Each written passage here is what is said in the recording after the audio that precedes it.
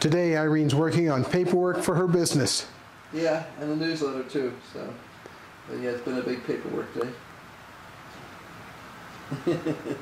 Not my favorite though.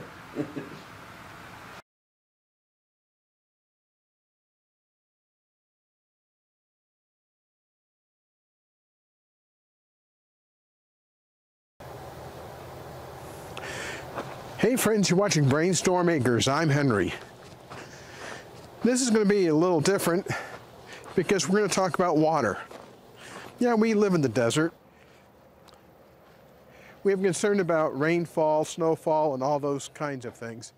But you know, even if you live in the city and you have city water, there's things to be concerned about.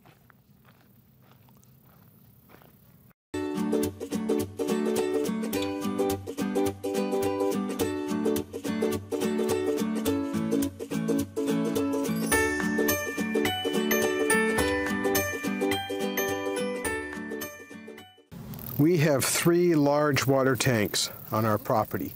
Each of the water tanks holds 2,500 gallons. Each tank can be individually selected to provide us water, or we can gang them all together if we're going to be gone for a week or two, and that way we have water for our plants outside.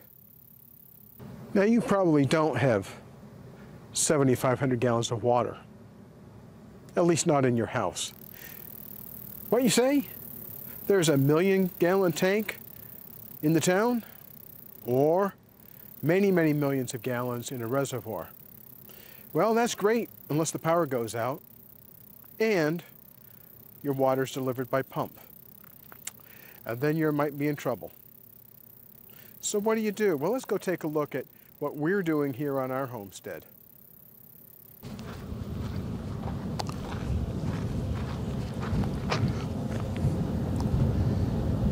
We have a tote. That's a 300-gallon tote that holds water for our greenhouse.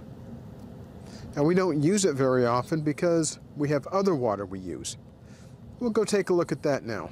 Rainwater catchment is another way to get water on your homestead.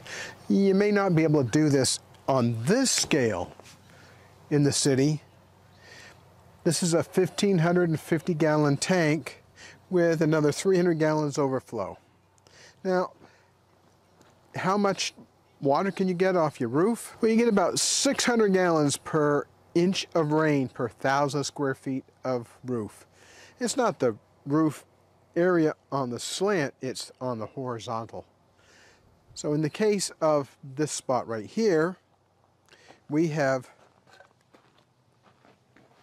a series of rain gutters that we've put up, and that covers about 50 feet of the house. The house is 22 feet wide.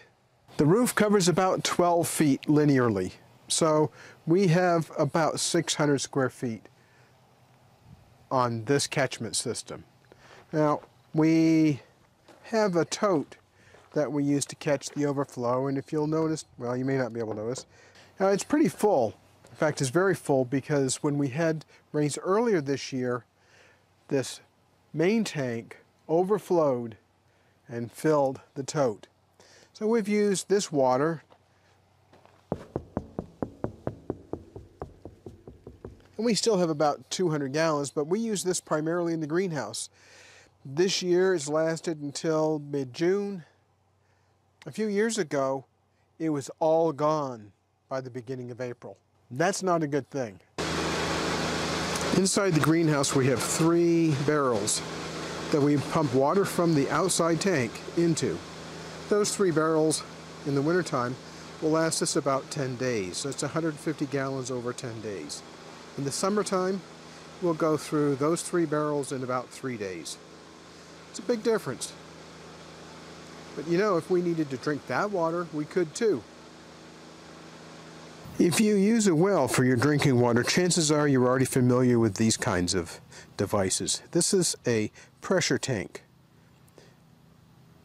The well pump pumps water into the pressure tank and releases it when you use the spigots in your house. This unit is about 50 gallons worth of water. How long could that last? Well, if you had to, you could make it last a good long while. What?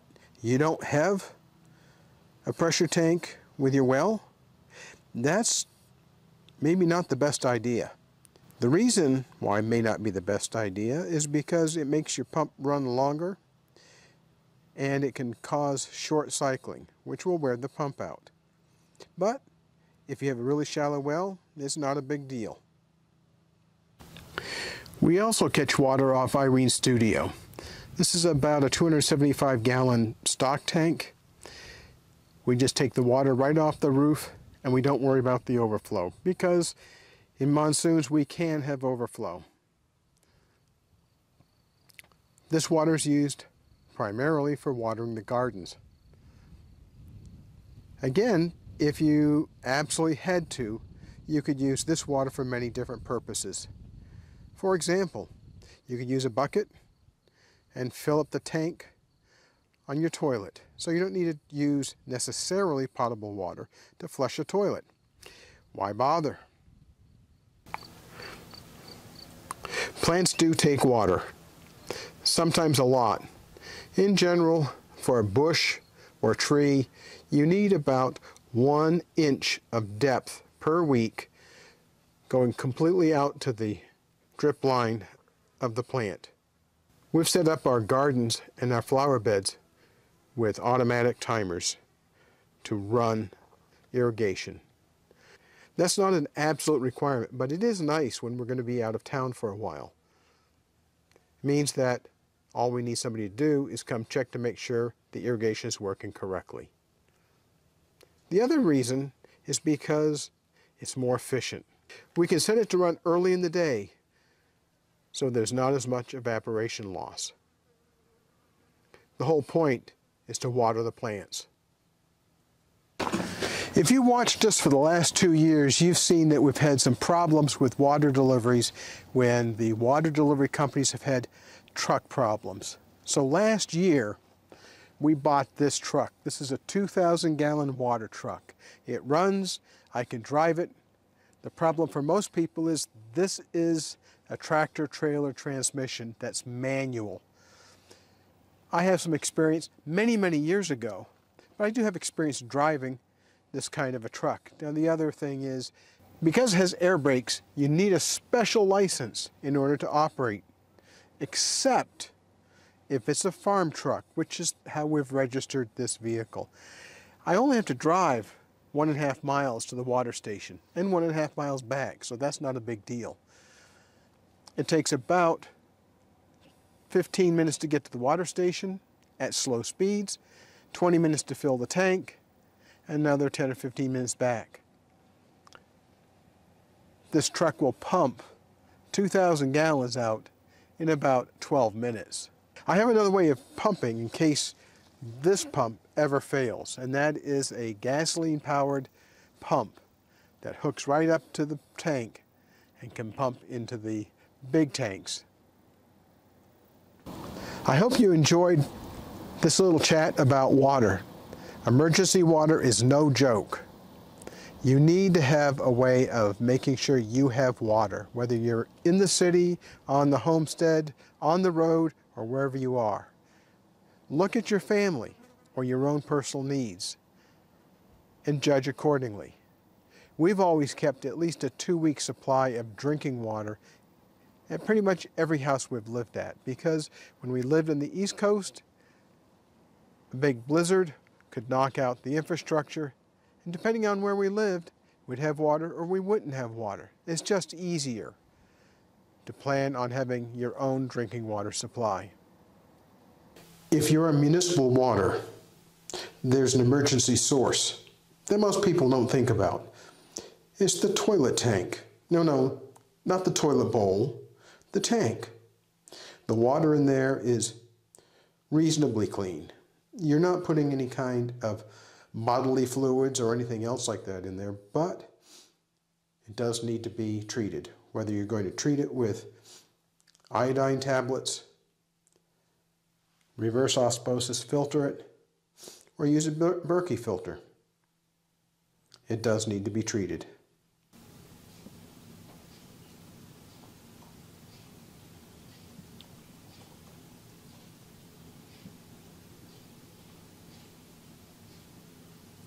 You can purchase bulk water at most grocery stores if the power is on.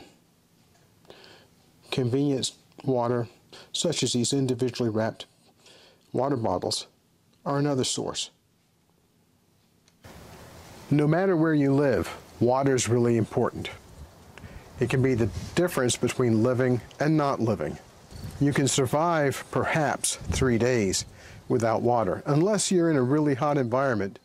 That can happen anywhere in the U.S. All it takes is a heat wave, followed by the electricity being knocked out or being rolling blackouts.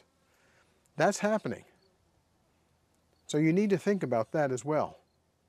Thanks for watching. Don't forget to hit like, subscribe, and ring the bell for notifications because we're doing a lot more. I'll talk with you later. Bye. Keep brainstorming. It's good for you.